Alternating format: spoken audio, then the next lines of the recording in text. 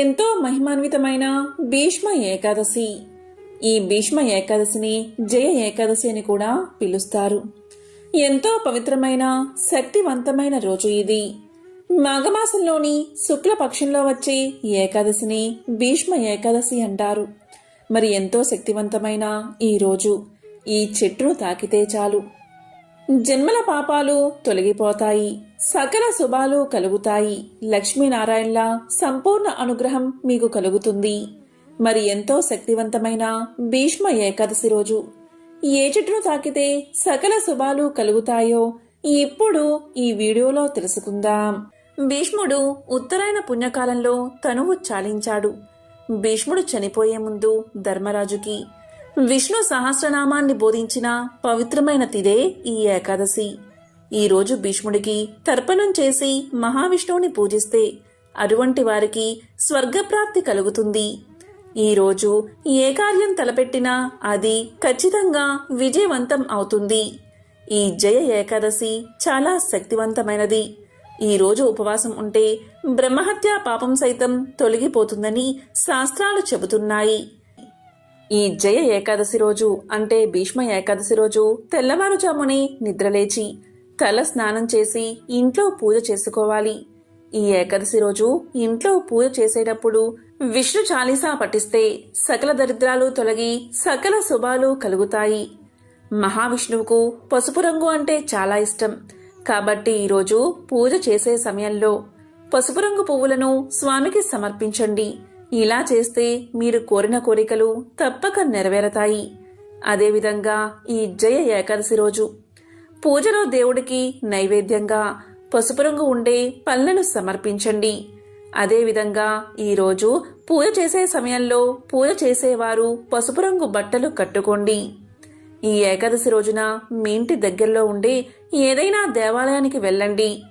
అక్కడ రావి చెట్టు ఉంటే ఆ రావి చెట్టు కింద బియ్యపిండి ప్రమిదతో దీపం వెలిగించి రావి చెట్టు చుట్టూ 3 ప్రదక్షిణలు చేయండి.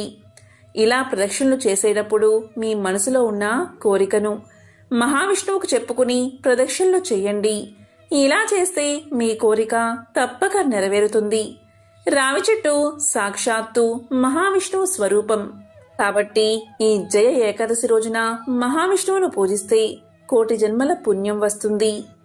రావి చెట్టును తాకకుండా చెట్టు చుట్టూ ప్రదక్షిణ చెయ్యండి.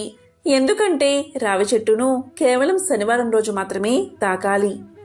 ఇంతటి శక్తివంతమైన రోజున మహాశివుణ్ణి పూజిస్తే కూడా చాలా మంచిది.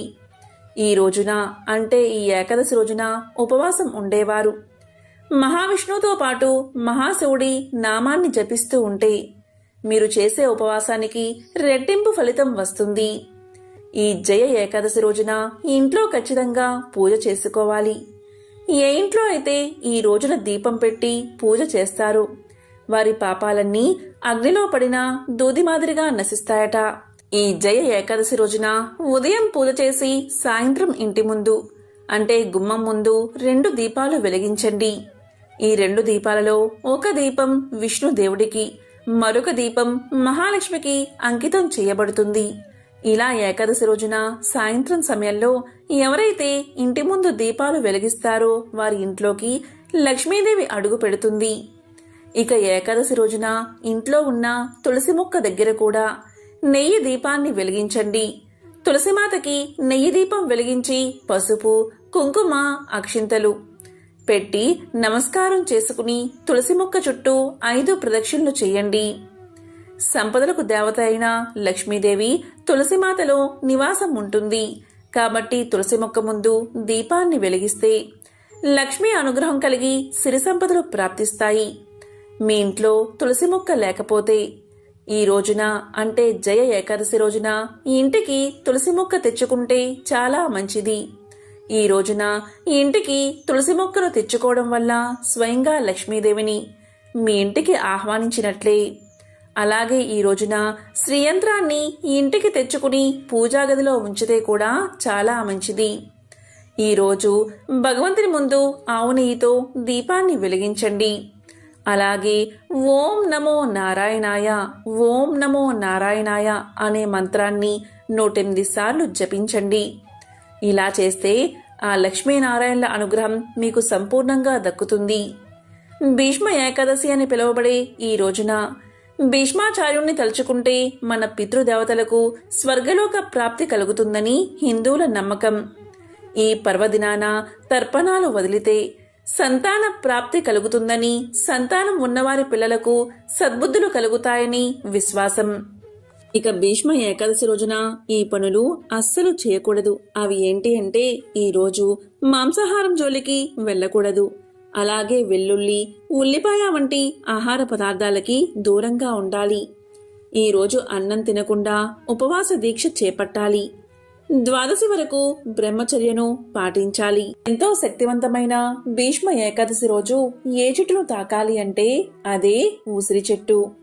ఎందుకు అంటే ఉసిరి చెట్టు మూలల్లో విష్ణుమూర్తి, కాండంలో రుద్రుడు, పైభాగంలో బ్రహ్మదేవుడు, కొమ్మల్లో సూర్యుడు, ఉపశాఖల్లో సకల దేవతలు ఉంటారని పురాణాలు చెబుతున్నాయి. కాబట్టి ఎంతో శక్తివంతమైన ఈ భీష్మ ఏకాదశి రోజు మీకు దగ్గరలో ఉసిరి చెట్టు ఉంటే ఆ ఉసిరి చెట్టు దగ్గరకు వెళ్లి ఒక చెంబుడు నీటిని పొయ్యండి. ఆ చెట్టుకు పసుపు కుంకుమలతో బొట్లు పెట్టి చెట్టు చుట్టూ ప్రదక్షిణలు చెయ్యండి. ఇలా చేస్తే మీరు కోరే ధర్మబద్ధమైన కోరికలు తప్పక నెరవేరతాయి. క్షీరసాగర మదనం తర్వాత అమృతం కోసం దేవదానుల మధ్య జరిగిన పెనుగులాటలో కొన్ని చుక్కలు నేల మీద పడ్డాయని, అదే ఉసిరి చెట్టుగా మారిందని ఒక కథనం. సూత మహర్షి సౌనకాది మహాములతో కలిసి నైమిసారణ్యంలో కార్తీక పౌర్ణమి నాడు ఉసిరి చెట్టు కింద వనభోజనాలు చేసినట్లు కార్తీక పురాణంలో వివరించబడి ఉంది. దామోదరుడికి అంటే శ్రీహరికి అత్యంత ప్రీతిపాత్రమైన వృక్షం ఉసిరి. శ్రీకృష్ణ భగవానుడు తన సోదరుడైన బలరాముడితో, అలాగే తోటి గోప బాలకులతో కలిసి ఉసిరి మొదలైన మహావృక్షాల నీడలో యమునా నదీ తీరాన బృందావనంలో అత్యంత ఆనందంగా వనభోజనాలు చేశాడని భాగవతంలో వర్ణించబడి ఉంది. ఉసిరి చెట్టు కింద శ్రీ మహావిష్ణువును పూజించి ఉసిరికాయలతో దీపారాధన చేసేవారిని చూడడానికి యముడికి కూడా శక్తి చాలదట. ఉసిరి చెట్టు నీడలో వన భోజనాలు చేస్తే వారి మహాపాతకాలు సైతం తొలగిపోతాయట. మరి ఎంతో విశిష్టమైన ఉసిరి మహత్యాన్ని తెలిపే ఒక కథ ఇప్పుడు తెలుసుకుందాం. ప్రతి ఇంట ఐశ్వర్యాన్ని చేకూర్చేది కనకధర స్తోత్రం. అయితే అందరికీ ఆ స్తోత్రం మహిమ తెలుసు, కానీ దాని వెనుక జరిగిన కథ బహుశా కొద్ది మందికి మాత్రమే తెలిసి ఉంటుంది. ఆది శంకరాచార్యులు చిన్న వయసులోనే సన్యసించారు అన్న విషయం అందరికీ తెలిసిందే. అలా ఆయన చిన్నతనంలో ఉన్నప్పుడు ఒకసారి భిక్ష కోసం వెళుతూ ఒక ఇంటి ముందు ఆగి, మాతా భిక్షాందేహి అని అడుగుతారు. అయితే ఆ ఇల్లు ఒక పేద బ్రాహ్మణురాలిది. ఆమెకు కట్టుకోవడానికి ఒక్కటే చీర. ఆమె అప్పుడే స్నానం చేసి తన చీర ఆరబెట్టుకుని అది ఎప్పుడు ఆరుతుందా అని ఇంటి లోపలే ఒక మూలన ఉండి కూర్చుని ఎదురుచూస్తూ ఉంది. ఆమె ఇంట్లో తినడానికి ఎలాంటి పదార్థాలు లేవు.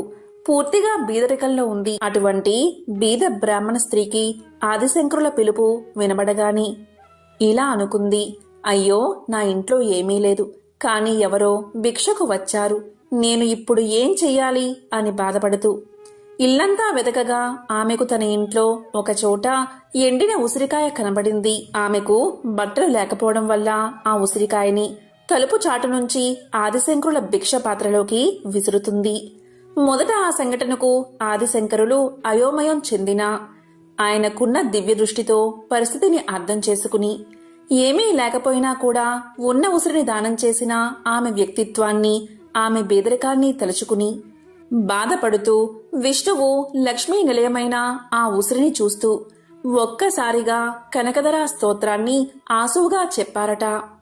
అప్పుడు ఆ ఇంట్లో లక్ష్మీదేవి ధనవర్షం కురిపించిందని పురాణ కథ.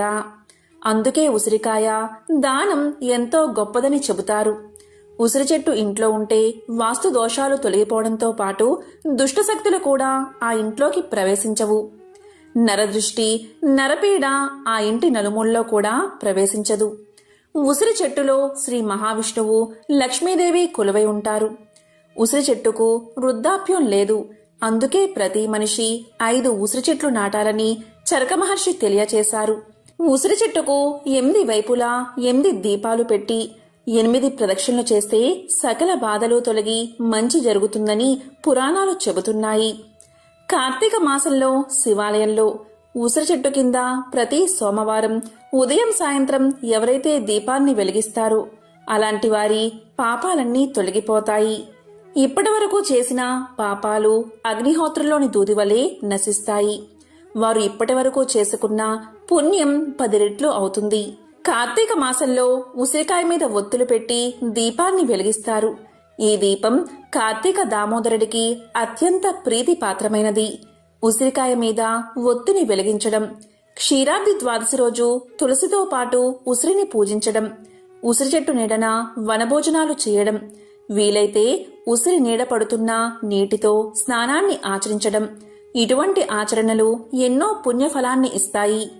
ఉసిరి చెట్టు మీద ఈ కార్తీక మాసంలో నారాయణుడు ఉంటాడని, అందుకనే ఆ చెట్టుని దాత్రి నారాయణుడిగా భావించి పూజ చెయ్యాలని పురాణాలు చెబుతున్నాయి. ఈ కార్తీక మాసంలో ఉసిరి దీపం పెట్టడం వల్ల నవగ్రహ దోషాలు తొలగిపోతాయట. కార్తీక మాసంలో దశమి, ఏకాదశి, ద్వాదశి అంటే క్షీరాబ్ది ద్వాదశి రోజు, కార్తీక సోమవారం, కార్తీక పౌర్ణమి నాడు ఉసిరి దీపం వెలిగిస్తే ఎంతో మంచిది. దీనికి సంబంధించిన ఒక పురాణ కథ కూడా ఉందని వశిష్ఠ మహాముని శౌనకాది ముళ్లకు వివరించాడు.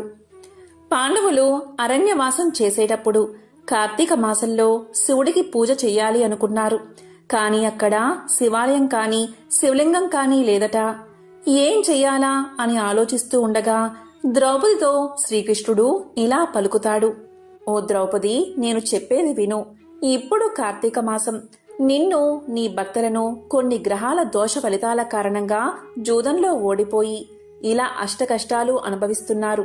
కార్తీక మాసంలో ఉసిరికాయ, ఆవు నెయ్యితో దీపం పెడితే నవగ్రహ దోషాలకు పరిహారం కలుగుతుందని చెప్పాడు అని పద్మపురాణంలో చెప్పబడి ఉంది. అప్పుడు ద్రౌపది గుండ్రంగా ఉసిరికాయ పైభాగం తీసి దానిలో ఆవు నెయ్యి, తెల్ల జిల్లేడు ఒత్తులతో దీపారాధన చేసిందని ఆధ్యాత్మికవేత్తలు చెబుతున్నారు. ఆ తరువాత ఉసిరి చెట్టు కిందనే భోజనాలు చేసిన తర్వాతనే ధర్మరాజు యుద్ధానికి ఒప్పుకున్నాడని పురాణాలు చెబుతున్నాయి. ఇలా ఉసిరి దీపం వెలిగించిన తర్వాత వారికి గ్రహదోషాలు తొలగి మళ్లీ రాజ్యం వచ్చేందుకు బీజం పడిందని పండితులు చెబుతున్నారు. ఇలా ఉసిరి దీపాన్ని వెలిగిస్తే శ్రీ మహావిష్ణువు, లక్ష్మీదేవి సంతోషిస్తారు. అదేవిధంగా ఈశ్వర అనుగ్రహం కూడా కలుగుతుందని చెబుతారు. ప్రతి మాసంలో వచ్చే ఏకాదశి రోజున నీటిలో ఉసిరికాయలు తరిగి అరగంట తర్వాత ఆ నీటితో స్నానం చేయాలి. ఏకాదశి మరుసటి రోజు అంటే ద్వాదశి రోజు ఉసిరికాయను తినడం వల్ల ఆరోగ్యానికి ఎంతో మేలు జరుగుతుంది. ఆధ్యాత్మిక పరంగా ఉసిరికాయలను నానబెట్టిన నీటిలో స్నానాన్ని ఆచరించడం వల్ల గంగానదిలో మునిగిన పుణ్య ఫలితాన్ని ఇస్తుందట. ఉసిరి ఆయుర్దాయాన్ని పెంచుతుంది. అయితే ఆదివారం, శుక్రవారం, అమావాస్య, సప్తమి, షష్ఠి ఈ రోజుల్లో ఉసిరికాయను ఉపయోగించకూడదు. ఉసిరికాయ చెట్టు ఇంట్లో ఉండడం వల్ల మన చుట్టూ సానుకూల ప్రభావాన్ని ఏర్పాటు అయ్యేలా చేస్తుంది. అంతేకాదు ఉసిరి చెట్టు మహావిష్ణువు యొక్క అరచేతిలో నివసిస్తుంది. అలాంటి పుణ్యప్రదమైన ఉసిరి చెట్టును ఇంట్లో పెంచడం, దాన్ని పూజించడం వల్ల అష్టైశ్వర్యాలు కలుగుతాయి. ఉసిరి చెట్టు నీడలో కూర్చుని శివుణ్ణి ధ్యానం చేస్తే సర్వ అభిష్టాలు నెరవేరతాయట. వాస్తు ప్రకారం ఇంట్లో ఉసిరి చెట్టు ఉన్నట్లయితే ఇంట్లో ఈతి బాధలు ఉండవు. ఇంటికి తూర్పు దిశలో ఉసిరి చెట్టు నాటడం వల్ల సానుకూల శక్తి ప్రసరిస్తుంది. ఇంట్లో చెట్టును నాటలేకపోతే ఆలయంలో ఉండే ఉసిరి చెట్టు ఆకులను ఇంటికి తీసుకురావడం వల్ల సంపద, జ్ఞానం, కీర్తి పెరుగుతాయి. ఉసిరి చెట్టు దిగువ భాగంలో బ్రహ్మ, మధ్యలో విష్ణువు, కాండంలో శివుడు ఉంటారని పురాణాలు చెబుతున్నాయి. ఏ ఇంట్లో అయితే భార్యాభర్తలు తరచూ గొడవ పడుతూ ఉంటారో అలాంటి వారు ఉసిరి చెట్టుకు 7 సార్లు ప్రదక్షిణ చేసి తర్వాత నేతితో దీపం వెలిగించి కర్పూరంతో ఉసిరి చెట్టుకు దీపారాధన చెయ్యాలి. ఇలా చేయడం వల్ల భార్యాభర్తల మధ్య సఖ్యత ఏర్పడుతుందట. పవిత్రమైన ఈ కార్తీక మాసంలో శివకేశవుల ఆరాధన విశేష ఫలితాన్ని ఇస్తుంది. తులసి, ఉసిరి కోట ముందు దీపాన్ని వెలిగిస్తే సకల దోషాలు తొలగిపోతాయి. ఈ మాసంలో ఉసిరి చెట్టును పూజించడం వల్ల అనారోగ్య సమస్యలు దరిచేరవు. ముఖ్యంగా కార్తీక మాసంలో క్షీరాబ్ది ద్వాదశి రోజు ఉసిరికాయ దీపాన్ని వెలిగించేటప్పుడు ఈ శ్లోకాన్ని తప్పనిసరిగా పఠించాలి. ఆ శ్లోకం ఏంటి అంటే, దాత్రీదేవి నమస్తుభ్యం సర్వ పాప క్షయంకరి పుత్రాన్ దేహి మహాప్రాజే యశోదేహి బలంచమే ప్రజ్ఞం మేధాంచ సౌభాగ్యం విష్ణు భక్తించ శాశ్వతి నిరోగం కురుమాం నిత్యం నిష్పాపం కురు సర్వదా. ఈ శ్లోకాన్ని తప్పనిసరిగా పఠించాలి. కార్తీక మాసానికి ఉసిరి చెట్టుకు ఉసిరికాయకు ఉన్న సంబంధం అంతా ఇంతా కాదు. అలాగే క్షీరాబ్ది ద్వాదశి రోజు కార్తీక పౌర్ణమి రోజు ముఖ్యంగా ఉసిరికాయల దీపాన్ని వెలిగిస్తే సకల శుభాలు చేకూరతాయి. ఉసిరి చెట్టు సాక్షాత్తు మహావిష్ణు స్వరూపంగా భావిస్తారు. కార్తీక మాసంలో వచ్చే ఏకాదశి, ద్వాదశి, పౌర్ణమి, సోమవారం తిథుల్లో ఉసిరి చెట్టు కింద దీపాలు వెలిగిస్తారు. కార్తీక పౌర్ణమి క్షీరాబ్ది ద్వాదశి రోజున ఉసిరికాయలను తీసుకుని దానిలో నెయ్యి ఉండేలా పైభాగాన్ని తీసేసి తామరకాడల ఒత్తులు వేసి దీపాన్ని వెలిగించాలి. ఇలా చేస్తే మహిళలు దీర్ఘ సుమంగళి ప్రాప్తిని చేజిక్కించుకోవచ్చని పురాణాలు చెబుతున్నాయి. ఉసిరికాయ అంటే లక్ష్మీదేవికి ప్రీతికరం. అందుకే కార్తీక మాసంలో ఉసిరి దీపం వెలిగించిన వారికి లక్ష్మీదేవి, శ్రీ మహావిష్ణువు, ఈశ్వర అనుగ్రహం లభిస్తుందని పురాణాల కథనం. అంతేకాదు కార్తీక పౌర్ణమి, క్షీరాబ్ది ద్వాదశి రోజుల్లో ఉసిరికాయ దీపాన్ని వెలిగిస్తే నవగ్రహ దోషాలు తొలగిపోతాయట. నవగ్రహాలతో పాటు సమస్త దోషాలు తొలగించుకోవాలి అంటే ఉసిరికాయ దీపాన్ని తప్పకుండా వెలిగించాలి. ఇలా చేస్తే ఆర్థిక ఇబ్బందులు ఉండవు, అష్టదరిద్రాలు తొలగిపోతాయి, మహాలక్ష్మీదేవి యొక్క సంపూర్ణ అనుగ్రహం లభిస్తుంది. అంతేకాదు ఉసిరిని దానం చేస్తే దారిద్ర్యం తొలగిపోతుందని, భూమండలానికి ప్రభు అవుతారని ప్రగాఢ విశ్వాసం. అలాగే ఇంటి ముందు తులసి కోట వద్ద ఉసిరికాయలతో దీపాన్ని వెలిగిస్తే కోరిన కోరికలు నెరవేరతాయని ప్రగాఢ నమ్మకం. ఉసిరికాయలను దానం చేయడం వల్ల వెలకట్టలేని ధనాన్ని దానం చేసిన పుణ్యం కలుగుతుంది. దీనివల్ల లక్ష్మీ కటాక్షం ఎల్లప్పుడూ ఉంటుంది. కార్తీక మాసంలో ఏం దానం చేసినా ఆ పుణ్యం ఎప్పటికీ వెంటే ఉంటుంది. కాబట్టి ఈ మాసంలో ఉసిరికాయ దానం ఎంతో గొప్పది. ఇక ఉసిరి దీపం గురించి చెబితే, లక్ష్మీదేవి ప్రతిరూపమైన ఉసిరిలో దీపం పెట్టడం వల్ల ఆ దేవిని చైతన్యవంతం చేసి ఆ పరమేశ్వరుడి నిలయంలో పెట్టినట్లు అవుతుంది. కార్తీక మాసంలో ముక్కోటి దేవతలు శివుడి సమక్షంలో శివాలయంలోనే ఉంటారు. కాబట్టి ఉసిరి దీపాన్ని పెడితే సకల దరిద్రాలు తొలగి సకల శుభాలు కలుగుతాయి. ప్రణవ పంచాక్షరి జపం, ఉసిరి దీపారాధన, ఉసిరి దానం, కార్తీక పురాణ పఠనం ఇవన్నీ కార్తీక మాసంలో చేయడం వల్ల ఎన్నో పాపాలు తొలగి జీవితంలో సమస్యలు తగ్గి జీవితానికి ఒక మంచి మార్గం కనబడుతుంది. ఉసిరికి సంబంధించిన పవిత్రమైన ఈ 21 నామాలు చదివితే చాలు విశేషమైన ఫలితాలు కలుగుతాయి. ఆ నామాలు ఏంటో ఇప్పుడు తెలుసుకుందాం.